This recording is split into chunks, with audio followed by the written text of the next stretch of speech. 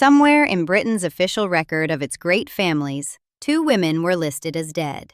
The entry was precise. One died in 1940, the other in 1961, printed in the standard reference work that aristocratic households kept alongside their Bibles and their silver. The problem was that both women were alive. Both were breathing. Both were living in a hospital ward in Surrey, and both shared the same grandparents as Queen Elizabeth II. The document said they were gone. The document was wrong. And for 24 years, nobody corrected it. That document is what this story is actually about. Not the disability, not the institution, not the general sadness of an earlier era's cruelty. The document.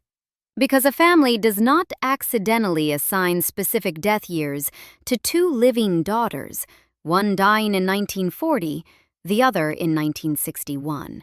Different years, deliberate details, through carelessness alone.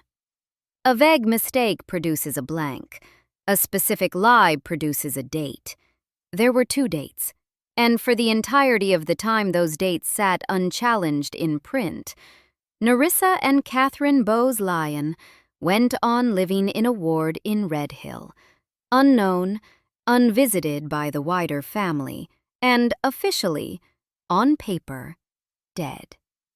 The Bowes-Lyon family produced the Queen Mother, Elizabeth Angela Marguerite Bowes-Lyon, born 4 August 1900, 9th child of Claude Bowes-Lyon, 14th Earl of Strathmore and Kinghorn, married Prince Albert in April 1923, and became Queen Consort when her husband ascended the throne as George VI in December 1936.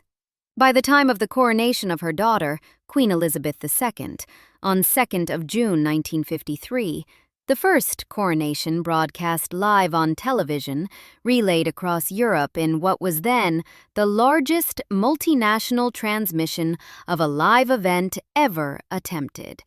She was already the public face of a particular kind of royal warmth. Photographs showed her smiling through bomb damage in the East End during the war. Newspaper coverage described her as the grandmother of the nation. She became patron of MenCap, the Royal Society for Mentally Handicapped Children and Adults, the leading British charity for people with learning disabilities. The irony of that last detail only becomes visible once you know the rest of the story. John Herbert Bowes-Lyon was Elizabeth's elder brother. He was the second son of the same 14th Earl, educated at Eton and New College, Oxford, where he played first-class cricket for the university side in 1906 and 1907, served with the Black Watch in the First World War, worked afterwards as a stockbroker in the city for the firm Rowe and Pittman. He married Fenella Hepburn Stewart Forbes Trefusis in September 1914 at Glamis Castle, and they settled into the world their family occupied, the ancestral seat in Angus, the London house, the social calendar appropriate to the second son of an earl. They had 5 daughters: Patricia, who died in infancy in 1917, Anne, born that same year, and then 3 more: Nerissa, Diana, and Catherine. John Herbert Bowes-Lyon died of pneumonia at Glamis Castle on 7th February 1930, aged 43, leaving his widow to raise 4 surviving children, 2 of whom had severe intellectual disabilities. Those 2 were Nerissa and Catherine. Nerissa Jane Irene Bowes-Lyon was born on 18th February 1919 in London. Catherine Juliette Bowes-Lyon was born on 4 July 1926, the 3rd and 5th daughters of John and Fenella, and, through their father's blood, first cousins of the woman who would become Queen Elizabeth II. They shared 1 pair of grandparents with the Queen: Claude Bowes-Lyon, 14th Earl of Strathmore, and Cecilia Cavendish Bentinck. That is a first cousin relationship, not a distant cousinship softened by generations. the same grandfather, the same ancestral seat at Glamis Castle, the same family name in the same aristocratic reference books that track the movements of Britain's great houses from birth to marriage to death. When John Herbert died in February 1930, Nerissa was 10 years old. Katherine was 3. Their mother was widowed at 40, left with 4 daughters, 2 of whom required the kind of sustained, full-time care that private households managed only with significant domestic help, and wartime Britain would soon make that help nearly impossible to find. For 11 years after John's death, Fenella managed. Some accounts suggest the girls attended a small private facility in Hemel Hempstead in the 1930s, a school capable of providing care for disabled children of families in their social position. Then that establishment closed in 1938, and the girls returned to Fenella's care in London. Then the war came. In June 1941, the decision was made. Fenella arranged for both Nerissa and Katherine to be admitted to the Royal Earlswood Institution for Mental Defectives on Brighton Road in Redhill, Surrey. On the same day, a sister of Fenella's had her own 3 disabled daughters, Idania, Etheldreda, and Rosemary Fane, committed to the same institution. 5 women, all with severe developmental disabilities, traced to the maternal Hepburn, Stewart, Forbes, Trefusis line, all admitted together on a single June morning in 1941. Nerissa was 22. Katherine was 15. Picture it as simply as the records allow. 2 young women, a car or train from London south through Surrey to Redhill, arriving at a red brick Victorian institution with a 5-story central tower visible from Brighton Road. The building had been designed by William Benithan Moffat, the foundation stone laid by Prince Albert in June 1853, and opened in June 1855. By 1941, it housed around 230 men and women. Former nurses who worked there in the subsequent decades and later spoke to journalists and documentary makers described the physical reality of the wards. A former ward sister recalled approximately 2 nurses managing 40 patients. You gave them a bath, cut their nails, fed them if they needed help, she said.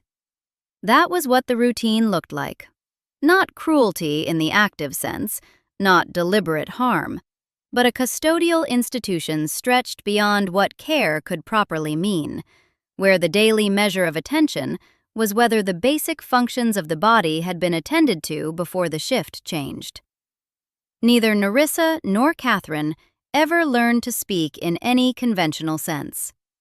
Institutional records, using the clinical terminology of the era, classified both as imbeciles, a formal administrative category under the Mental Deficiency Act of 1913, not a casual slur, but a legal designation applied to people with severe cognitive disabilities.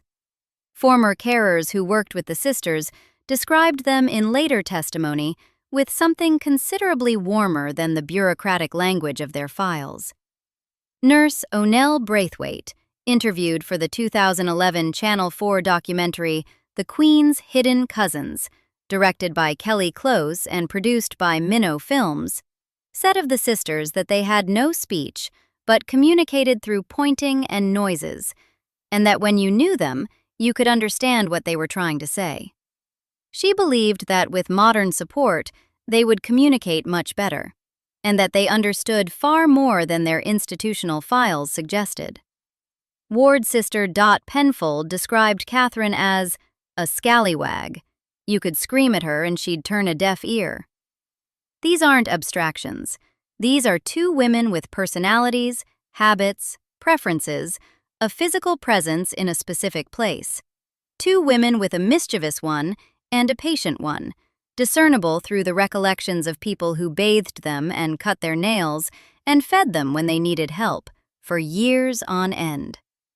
Nerissa's institutional file, as described in documentary research and later journalism, noted that she made unintelligible noises, was very affectionate, and could say a few babyish words. Her sister was described in staff notes as alert. She understands what she's being told, but communicates through pointing, noises, and smiles. A family relative's description, preserved somewhere in the record.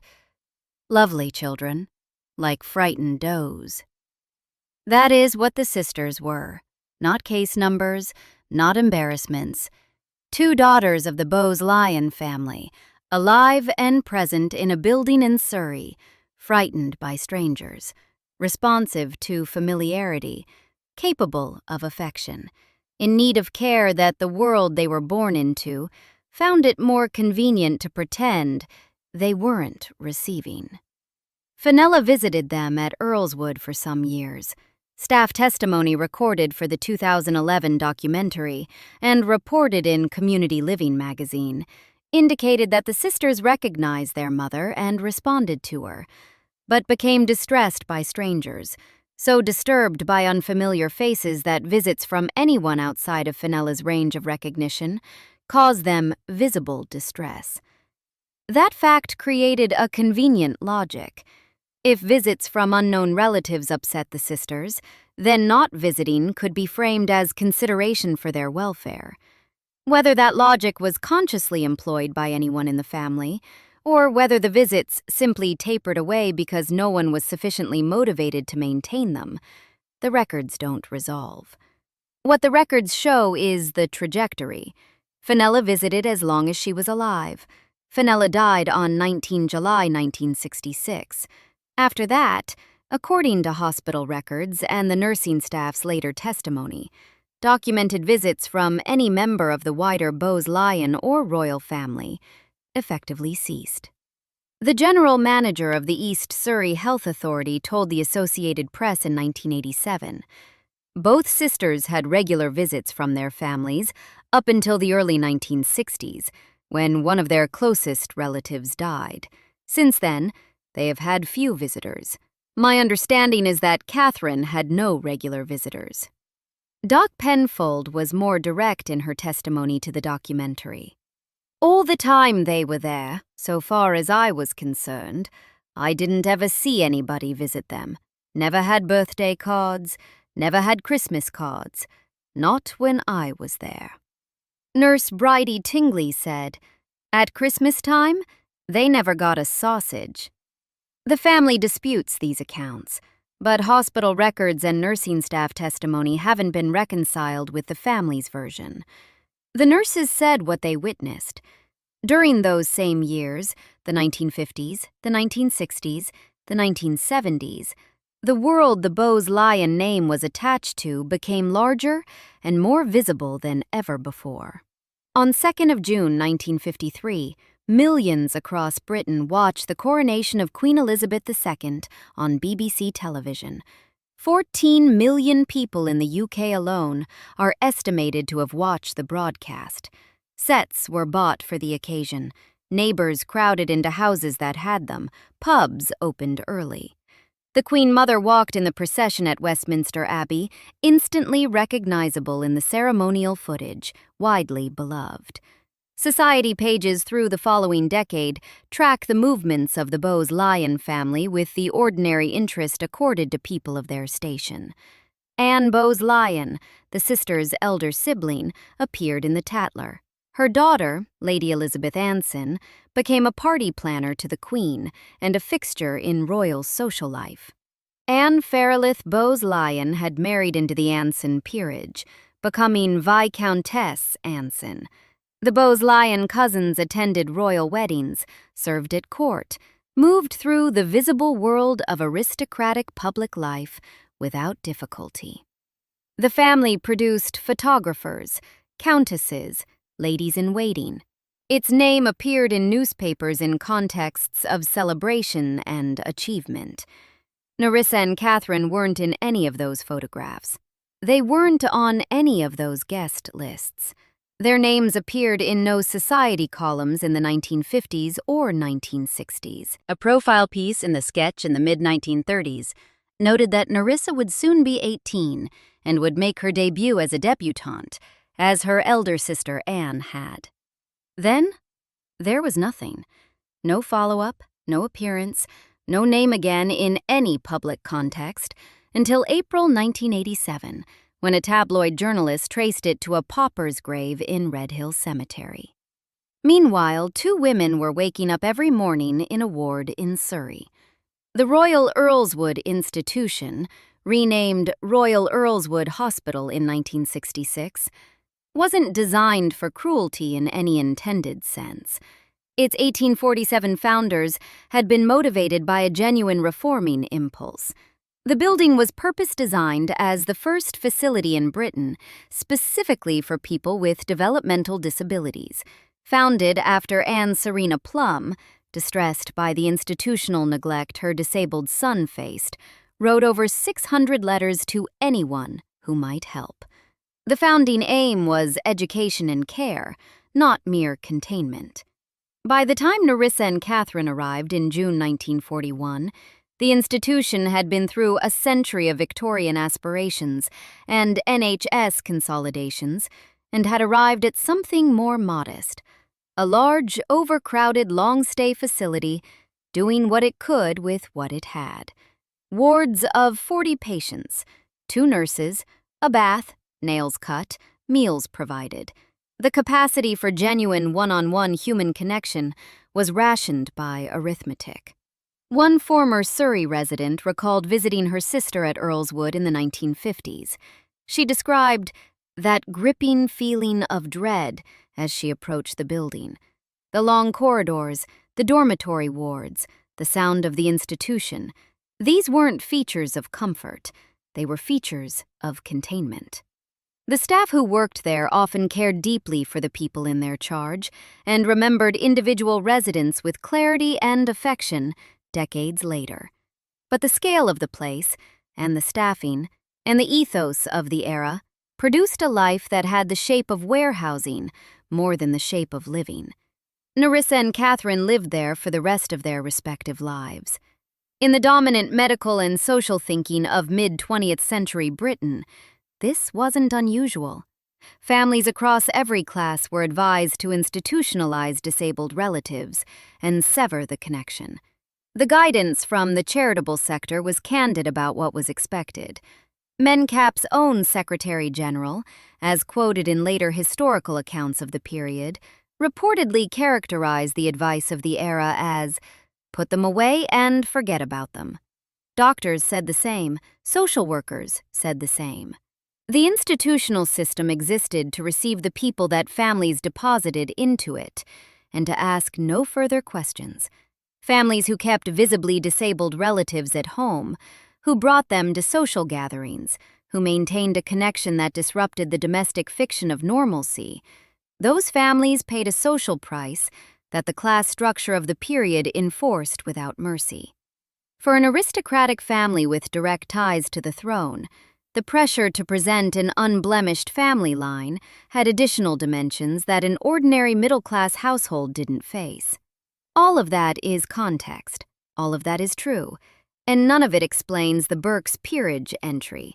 Burke's Peerage and Baronetage is the standard British reference work on the aristocracy, the genealogical record that tracked the births, marriages, and deaths of Britain's titled families, and published them in bound volumes that sat in the libraries of the houses it catalogued. Its mechanism was simple and specific. Burke's sent forms to aristocratic households, who returned the relevant information. The publisher printed what the forms contained. It didn't employ investigators. It didn't cross-reference hospital admissions or civil death registers. It trusted the families it served to provide accurate information about their own members, because those families were the kind of people whose word Burke's didn't traditionally think to question. The 1963 edition of Burke's Peerage listed Nerissa Bowes-Lyon as having died in 1940. It listed Katherine Bowes-Lyon as having died in 1961. Those were the specific dates that appeared in print, in the authoritative aristocratic reference, and then remained there, uncorrected, unchallenged, unretracted, for the next 24 years. In 1963, When that edition was printed and distributed to the libraries and drawing rooms of Britain's great families, Nerissa was 44 years old. Katherine was 37. Both were resident at Royal Earlswood Hospital in Redhill, Surrey. The entry that described them as deceased was published while they were alive. It remained in print as a definitive statement of fact about two women who were eating, sleeping, waking, curtsying at the television screen, and being bathed by nurses who cut their nails and fed them when they needed help.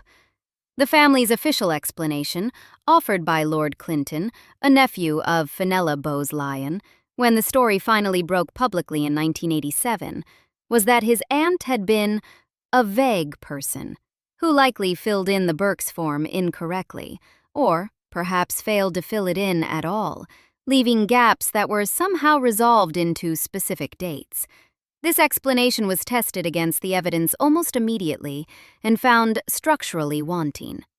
A vague person who forgets to complete a form produces an omission, a blank space, a missing entry. What the 1963 Burke's Peerage contained wasn't a blank space. It contained two distinct, specific death years, one assigned to Nerissa and one to Katherine, different years for each.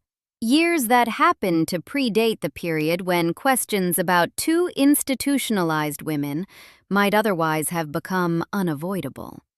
Harold Brooks Baker, who served as an editor at Burke's Peerage when the scandal broke, made this point directly and on the record. If this is what the Bowes-Lyon family told us, then we would have included it in the book. It isn't normal to doubt the word of members of the royal family. He elaborated elsewhere. Any information given to us by the royal family is accepted. Even if we had evidence to the contrary, we would put in any information given to us by any member of the royal family.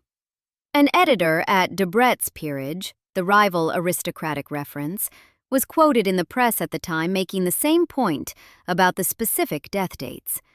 An oversight like that just doesn't happen. Specific death dates are deliberate submissions.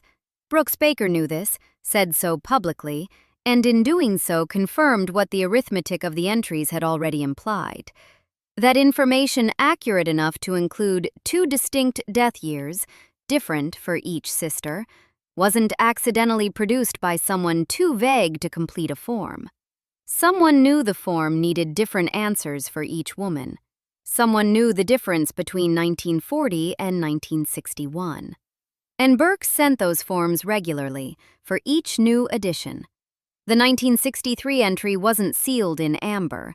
Subsequent editions followed. Each one was an opportunity to submit a correction. The Bowes-Lyon family had the forms. They returned information for other family members, information for the sisters' siblings and cousins that was accurate. The mechanism for correction was identical to the mechanism for the original submission. Complete the form with accurate information and return it to the publisher. No correction was submitted. The false death years remained in every subsequent edition of Burke's Peerage from 1963 until the spring of 1987. 24 years. Nerissa died in January 1986. She was 46 years deceased, according to the official genealogical record, when she actually died. The gap between the false death year assigned to Nerissa, 1940, and her actual death in 1986 is 46 years. The gap between the false death year assigned to Katherine, 1961, and her actual death in 2014 is 53 years. These aren't rounding errors. They are the length of the lie. There is one additional fact that requires sitting with separately, because it changes the quality of what happened after 1963 rather than before it. In 1982, 5 years before The Sun broke the story publicly, volunteers from the Royal Earlswood Hospital's League of Friends wrote a letter to the Queen Mother. The letter informed her that her nieces Nerissa and Katherine Bowes-Lyon were alive and resident at the hospital, that they were lacking extras beyond what the NHS provided, and that a small financial contribution might improve their daily circumstances. According to accounts published by unofficial royalty and corroborated by history in the remaking, the Queen Mother had believed her nieces to be deceased. The letter came as a genuine shock. She responded with a check, money described in various accounts as intended for sweets and toys on birthdays and at Christmas, and expressed that more could be provided when needed. No further request for money came in the 5 years before the story broke. No visit was arranged.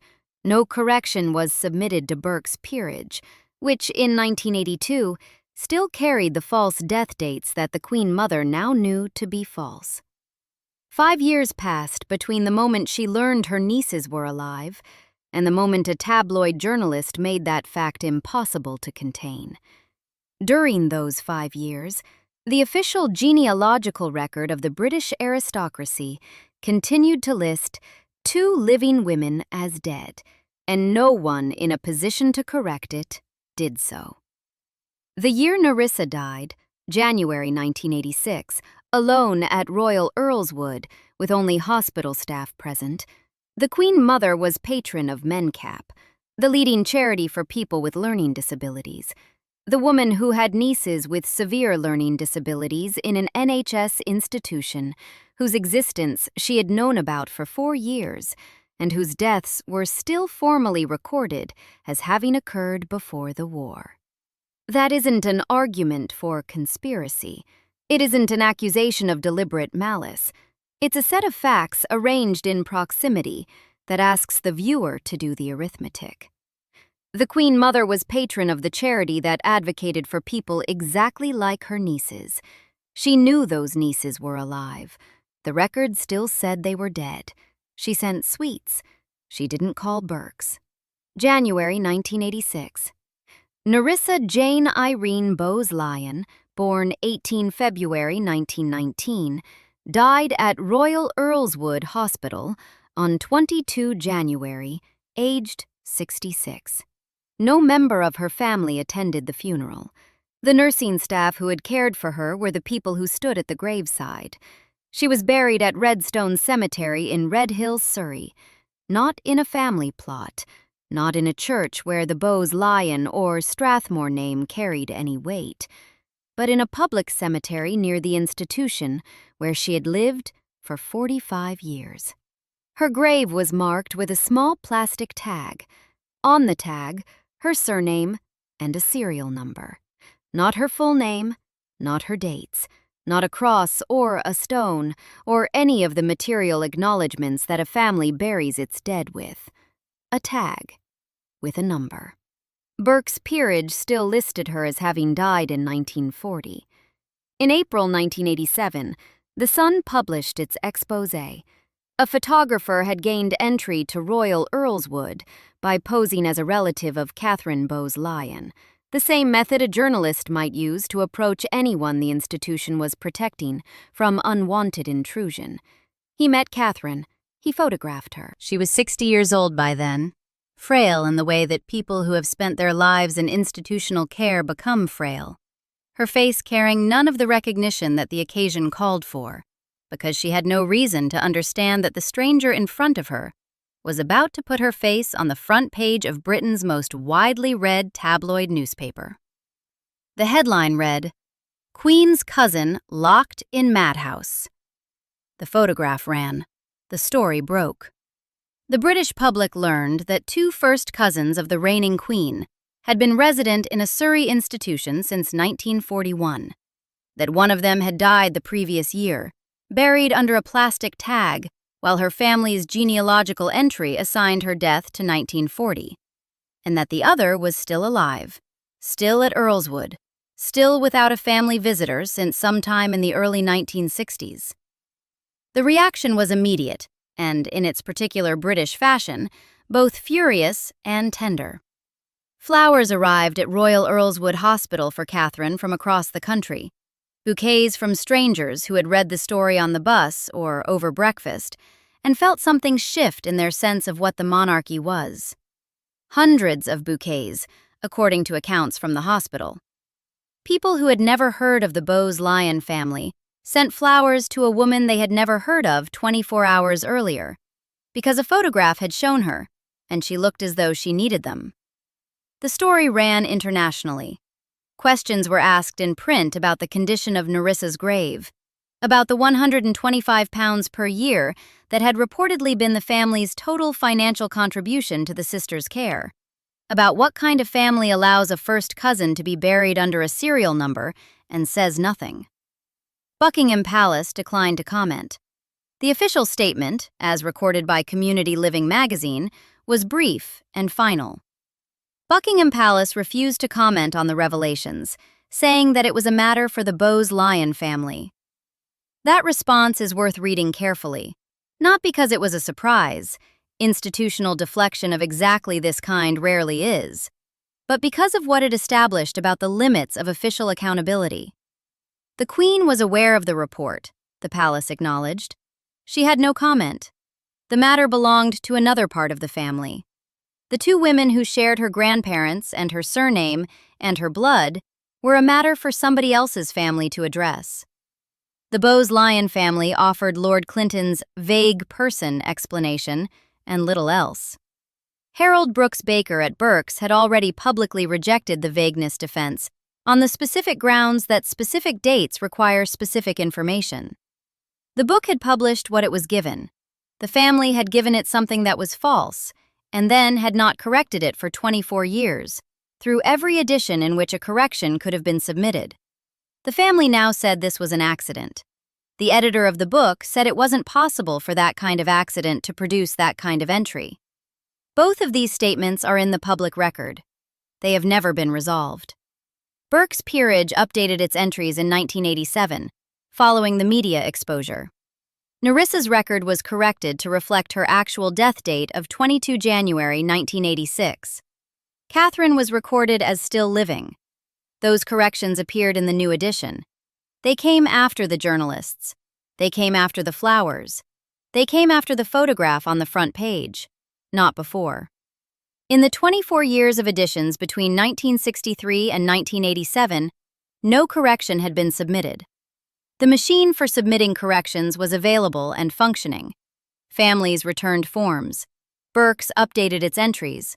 The Irish Roots Guide later described a case in which an erroneous entry was corrected 14 years after it was printed, simply because the family in question eventually submitted the right information.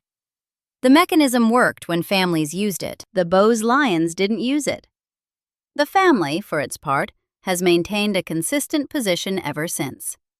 Lady Elizabeth Anson, the granddaughter of Fenella Bowes-Lyon, and therefore the niece of Nerissa and Katherine, issued a statement in 1987 saying there had been no attempt at a cover-up and that many family members had visited the sisters regularly over the years. The same Lady Shakerley, as she was later known, called the 2011 Channel 4 documentary cruel and intrusive and disputed its characterization of family abandonment. She subsequently helped organize a proper headstone for Nerissa's grave at Redstone Cemetery. That headstone now stands where the plastic tag once did. The family's version of events — visits, gifts, care, the grandmother who was vague with paperwork — is on the record and has been consistently maintained. What is also on the record is the testimony of the nurses. What is on the record is the hospital administrator's statement that Katherine had no regular visitors after the early 1960s. What is on the record is Bridie Tingley saying that at Christmas, the sisters never got a sausage. What is on the record is that Nerissa's funeral was attended only by hospital staff. What is on the record is that Nerissa's grave was marked with a plastic tag. What is on the record is that Burke's Peerage wasn't corrected for 24 years. What is on the record is that Buckingham Palace, when informed of the situation in 1982, sent sweets and made no further enquiry visible to the public record until a tabloid forced the question. The two versions of events haven't been reconciled. They sit alongside each other in the archive, unresolved. Katherine Bowes-Lyon lived 27 more years after April 1987. She remained at Royal Earlswood until the hospital closed on 31st of March 1997, when approximately 120 remaining residents were rehoused in community-based accommodation across Surrey. The buildings on Brighton Road in Redhill were subsequently converted into private residences, now known as Royal Earlswood Park. Katherine and her cousin Idania Fane, the last two of the original 5 women admitted in June 1941, were moved to Ketwin House, a care home in Surrey.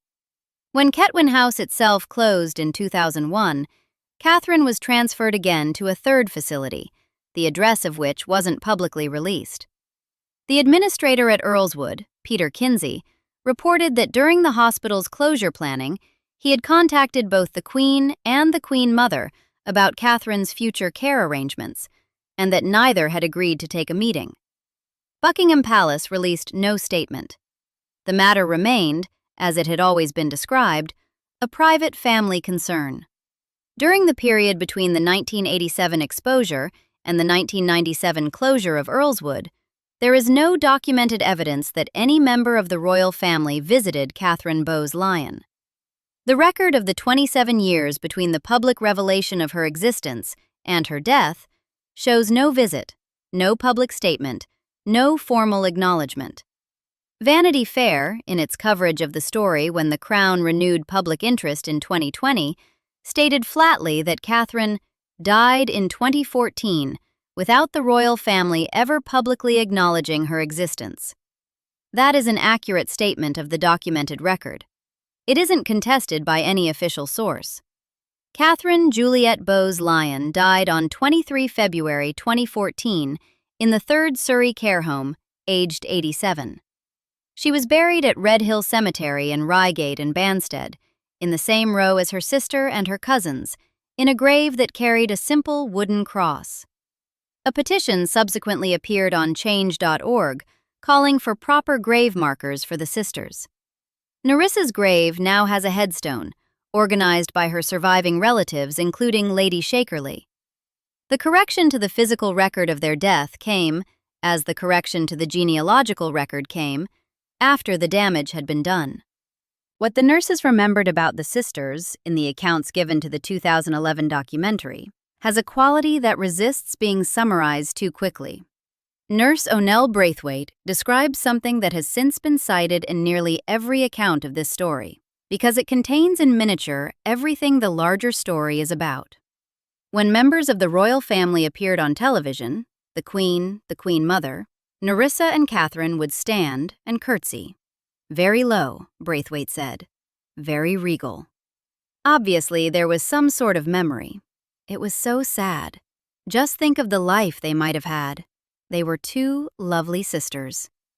The television played in a ward in Surrey, and 2 women who shared blood with the figures on the screen stood up out of habit or recognition or something that nurses couldn't precisely name, and they curtsied, and the nurses handed them their medication.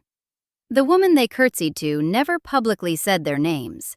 In the era of their institutionalization, what the Bowes-Lyons did wasn't unusual in its basic shape. Mid-20th century Britain institutionalized disabled relatives at scale and expected silence in return. The social contract was clear. You place the person in the institution, you don't talk about it, you proceed as if that branch of the family has concluded. Families across every class made that choice, under similar pressure, with similar consequences waiting for them if they refused. The Bowes-Lyons weren't singular in sending Nerissa and Katherine to Earlswood. They were singular in what they did next. The submission to Burke's Peerage, with specific death years, different for each sister, submitted to a publisher that had no mechanism to verify them and every reason to accept them without question, is a step that most families who institutionalized disabled relatives didn't take. Erasure from family conversation is one thing. Erasure from the official printed record of a family's existence is something beyond it. The first produces silence. The second produces a document. And a document is evidence that the silence wasn't accidental. The Burke's Peerage entry was submitted at some point before the 1963 edition. It wasn't corrected before the 1987 exposure. It assigned death years of 1940 and 1961 to two women who were alive and resident at a named institution. The information could only have come, as Community Living magazine's account states plainly, from a relative who knew which year to assign to each sister. This is the document. This is what makes this case different from the general cruelty of the era. Not the institution, which thousands of families used. Not the poverty of the care, which was systemic. The document, the dates, the decision to submit them, and then, for 24 years, the decision not to correct them. There is no named individual in the available record who can be identified as the person who filled in the form and wrote the dates. The archive does not produce a signature. What it does produce is a pattern. A form was submitted with false information. The information was of a kind that required deliberate knowledge of each individual to assign correctly. The family was in a position to correct the information through every edition that followed. No correction was submitted until a tabloid journalist forced the question. The Queen Mother, who from 1982 knew her nieces were alive, was also in a position to prompt a correction. No correction came. These are the facts as the record contains them. They don't add up to a conspiracy with a named architect and a clear motive. They add up to something more ordinary and, in some ways, more disturbing. A sustained choice, made by a succession of people over 24 years, to leave a known falsehood in print. Not one decision, many decisions, many opportunities, and each time, the same outcome. The forms went unanswered, the edition appeared unchanged, and two women in a Surrey ward went on living their lives in a document that said they were dead. Nerissa Bowes-Lyon, born 18 February 1919, died 22 January 1986, age 66. Buried at Redstone Cemetery, Redhill, in a plot initially marked with a plastic tag and a serial number. First cousin of Queen Elizabeth II, niece of the Queen Mother. Recorded as dead in the standard aristocratic reference since 1940. Attended at her funeral by hospital staff only. Katherine Juliette Bowes-Lyon, born 4 July 1926. Died 23 February 2014. Age 87. Buried at Redhill Cemetery, Reigate and Banstead, Surrey. First cousin of Queen Elizabeth II. Niece of the Queen Mother. Recorded as dead in the standard aristocratic reference since 1961. Lived 27 years after the public learned of her existence, without ever being publicly acknowledged by the family whose name she carried. The correction came. Burke's updated its entries. A headstone was placed at Nerissa's grave. The 2011 documentary named what the nurses had witnessed. Lady Shackerley disputed it. The record carries both accounts now, unresolved, alongside each other. The question that does not resolve, the one the evidence opens rather than closes, is why the document? Not the institution. The era endorsed the institution. Not the silence. The era required the silence. The document was additional. The document was a choice that went beyond what social convention demanded, beyond what erasure by omission required, beyond what any other family in a comparable situation appears to have done. A blank form produces no entry. A completed form with deliberate false dates produces a statement of fact that sits in the official record of a great family's history and says, in the language of genealogical authority, these women didn't make it to adulthood. They died before the war. They are gone. They weren't gone. They were in Surrey. And for 24 years, that fact was available to anyone in the family who chose to correct the record. And no one did. The flowers that arrived for Katherine in April 1987, hundreds of bouquets from strangers across Britain, were the only public acknowledgement two first cousins of the Queen received during their lifetimes. Strangers who had read a newspaper over breakfast and felt something pull at them, sent flowers to a woman they had never heard of the previous day. The family sent sweets. The palace sent nothing. How many pages of a great family's history were kept this clean? How many entries assigned a death year to someone still alive in a building somewhere, unlisted, unvisited, unnamed, and were then left uncorrected because correction required admitting what the entry had always been? The archive does not answer that question. It just leaves it sitting there, in the space between the printed record and the actual life, in the years between 1963 and 1987, while Nerissa was 44 and Katherine was 37, and the book said they were gone. If stories like this one matter to you, subscribe. There are more that the record hasn't fully accounted for.